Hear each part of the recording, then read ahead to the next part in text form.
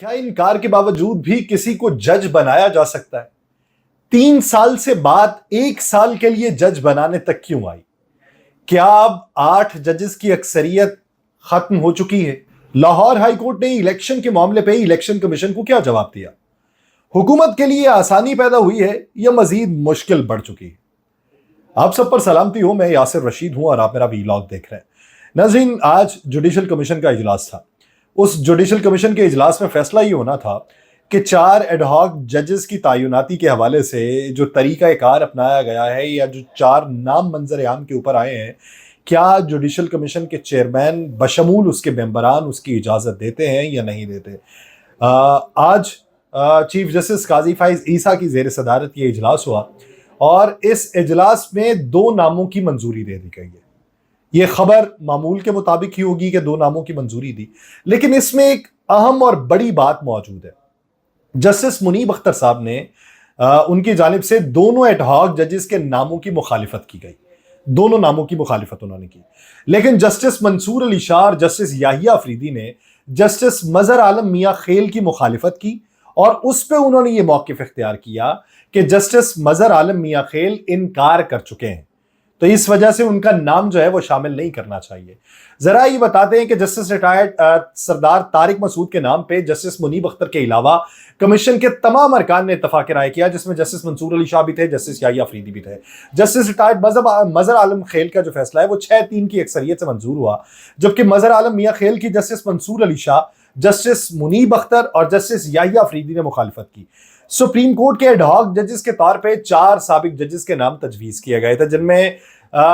4 سابق ججوں میں جسٹس مشیر عالم تھے، جسٹس سردار طارق مسعود تھے، جسٹس مظہر عالم میاں خیل تھے اور جسٹس ریٹائرڈ مقبول باقر صاحب موجود تھے۔ جسٹس ریٹائرڈ مشیر عالم اور جسٹس ریٹائرڈ مقبول باقر اور جسٹس ریٹائرڈ مظہر عالم میاں خیل نے ایڈ ہاک جج بننے سے معذرت کی تھی۔ مشیر عالم صاحب نے اسی دن کر دی، مقبول باقر صاحب نے ان کی معذرت سے کچھ دیر بعد معذرت کی، لیکن رپورٹ کل ہوئی اور آج جا کے مظہر عالم میاں خیل صاحب نے بھی معذرت کر لی۔ ہمیں یہ معلوم پڑتا ہے کہ جو ایڈ ہاک ججز ہیں 3 سے زائد، وہ 1995 میں لگے تھے اور آئین کا آرٹیکل 182 یہ کہتا ہے کہ جو ریٹائرڈ ججز کو ایڈ ہاک بنیادوں کے اوپر تعینات کیا جائے گا، یہ ان حالات میں کیا جا سکتا ہے جو مخصوص حالات ہوں جہاں پر بہت زیادہ ضرورت ہو، اور بہت زیادہ ضرورت کب ہوتی ہے کہ جب کورم پورا نہ ہو رہا ہو سپریم کورٹ کا۔ تو اس وقت سپریم کورٹ میں 14 جج کام کر رہے تھے اور 14 کے بعد 3 مزید جج اس میں ایڈ کیے گئے، جس میں chief justice Lahore high court جو رہے ہیں وہ بھی ان کے اندر شامل تھے، تو مجموعی طور پہ 17 ججز ہو چکے تھے۔ 17 ججز میں مزید 4 ججوں کو ایڈ ہاکزم کی بنیاد کے اوپر تعینات کرنے کی باتیں منظر عام پہ ہونے لگی، جس میں اشارے یہ ملتے رہے کہ ایک طرف وزیر قانون اعظم نذیر تارڑ صاحب نے یہ کہا کہ 8 ججوں نے ری رائٹ کیا ہے، دوسری طرف آج مریم نواز صاحبہ نے بھی پیغام دے دیا کہ جن ججز نے جس کو واپس لانے کی تیاری کی ہے ان کو بتا دیا جائے گا کہ رخنا ڈالنے کی کوشش نہ کریں، بصورت دیگر اگر ہماری حکومت گرانے کی کوشش کی گئی تو ہم آہنی ہاتھوں سے نمٹیں گے۔ خواجہ آصف صاحب نے بھی کہہ دیا کہ 8 ججز نے جو فیصلہ دیا ہے، 5 ججز پیچھے رہ گئے ہیں، اب اس کا تناسب برابر کرنے کے لیے ہم تو اپنے ایک انچ کو بچانے کے لیے کوشش کریں گے۔ تو ایڈ ہاک ججز کے نام منظر عام پہ آئے ہیں۔ ٹھیک ہے، ایڈ ہاک ججز کی تعیناتی چلیں کرنی ہی تھی، آپ نے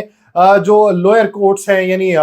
آپ کی جو ہائی کورٹس ہیں آپ نے وہاں سے ججز نہیں لیے، ایڈ ہاکزم کی بنیاد پہ کرنا ہے۔ تو یہ ہم نے تو دیکھا ہے کہ جو سرکاری افسران ہوتے ہیں ان کا کہیں پر تبادلہ ہو، ان کو او ایس ڈی بنا دیا جائے، ان کو نوکری سے برخاست کر دیا جائے یا ان کو ترقی دے دی جائے، اس میں اس شخصیت کا اپنا کردار نہیں ہوتا، اس کے پاس کوئی چوائس نہیں ہوتی کہ وہ اس کو قبول کرے یا اس سے انکاری ہو جائے۔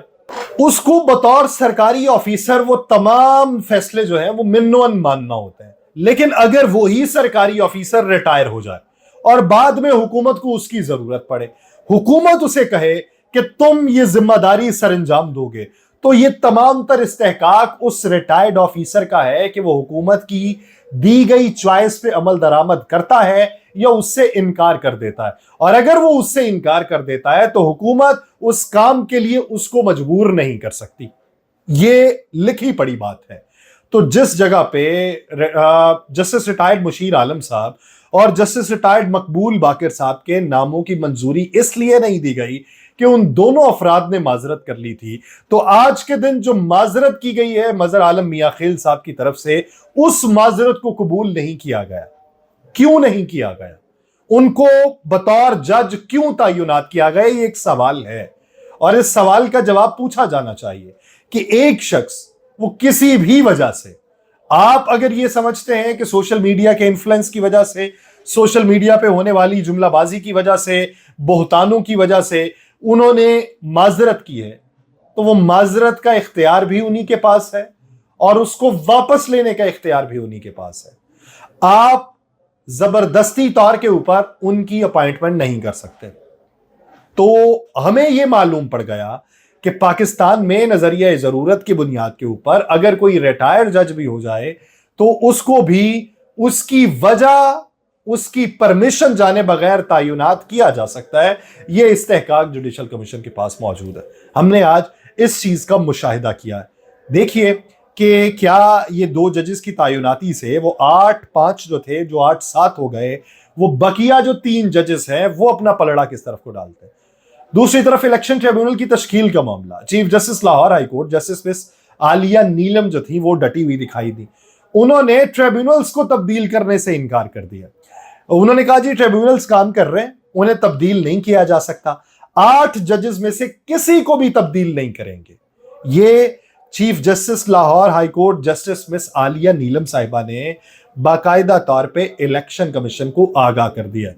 وہ اپنی ساتھی ججز کے ساتھ کھڑی ہو گئی ہیں۔ انہوں نے یہ کہا کہ اس ضمن کے اندر حتمی فیصلہ سپریم کورٹ کرے گی۔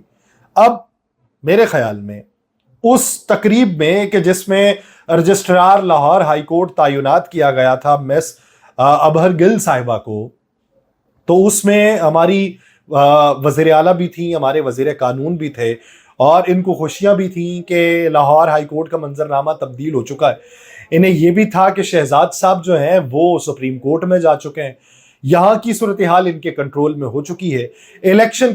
کمیشن جو ہے وہ ٹریبیونلز تبدیل کرنے کی بارہا باتیں کرتا رہا۔ الیکشن کمیشن کی اس بات کے اوپر جو اب آ کے سٹینس لیا ہے لاہور ہائی کورٹ کی چیف جسٹس نے، تو اب مریم نواز صاحبہ کو ادھر بھی کہنا چاہیے کہ ہمیں بہتر معلوم ہے کہ حکومت کس کی بہتر ہے، ہمیں بہتر معلوم ہے کہ صوبے کو بہتر کون چلا سکتا ہے، ہمیں بہتر معلوم ہے کہ فارم 45 کس کے اصل تھے اور کس کے نقل تھے، ہمیں معلوم ہے کہ فارم 47 کس طریقے سے بنائے گئے ہیں، اور ہم یہ حکومت چلائیں گے۔ اگر کسی نے حلقے کھولنے کی کوشش کی، اگر کسی نے تحقیقات کے دائرہ کار کو آگے بڑھایا، اگر کسی نے ہمیں ہٹانے کی کوشش کی، اگر ہماری تعداد کو کم کرنے کی کوشش کی، تو ہم اس کے ساتھ آہنی ہاتھوں سے نمٹیں گے۔ لگائیں یہ بھی نعرہ لاہور ہائی کورٹ کے سامنے،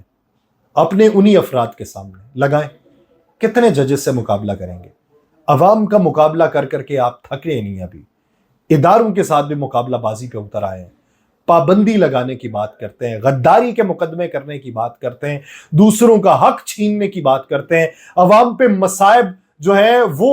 اتارنے کی باتیں کرتے ہیں۔ کب آپ کے مطابق،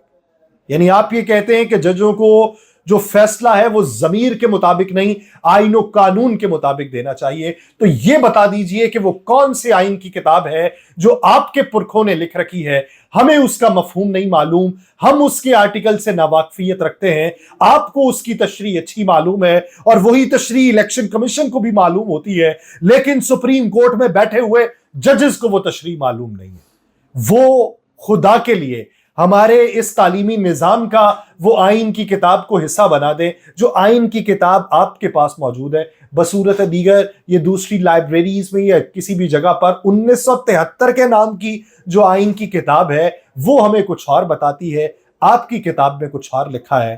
کسی دن اپنی اس کتاب کو بھی منظر عام پہ لے کے آئیں تاکہ ہمیں بھی سمجھنے میں آسانی ہو، اور ہم بھی دیکھ سکیں کہ ہم کس قافلے کے راہی ہیں، کس صف میں براجمان ہے، اور اس صف میں کس حد تک ہمیں براجمان رہنا ہے، مخالف سمت کو کتنا دیکھنا ہے، آنکھوں کو کتنا بند کرنا ہے، سماعتوں کو کس حد تک کھولنا ہے، اور زبان کو کس حد تک لگام ڈال کے رکھنی ہے، تاکہ ہم بھی اس میں مہارت تامہ حاصل کر لیں، اور ہمیں بھی معلوم ہو کہ قدم کتنا پھونک کے رکھا جا سکتا ہے کہ کھائی کے ڈر سے بچا جا سکے۔